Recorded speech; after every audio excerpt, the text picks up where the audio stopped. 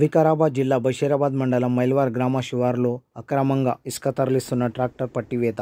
ఎలాంటి పర్మిషన్ లేకుండా అక్రమంగా ఇసుక తరలిస్తున్న మైల్వార్ గ్రామానికి చెందిన శ్యామప్ప అనే వ్యక్తి ట్రాక్టర్ నంబర్ TS34B0631 గల దానిపై ఇసుక తరలిస్తుండగా బషీరాబాద్ పోలీసులు పట్టుకొని కేసు నమోదు చేసినట్లు బషీరాబాద్ ఎస్ఐ రమేష్ కుమార్ తెలిపారు.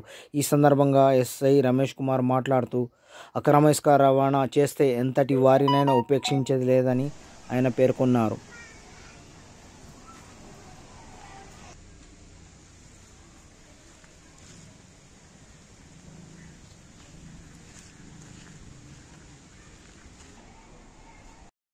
Friends, thanks for watching.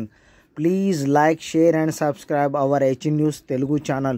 Please support me for more update purpose.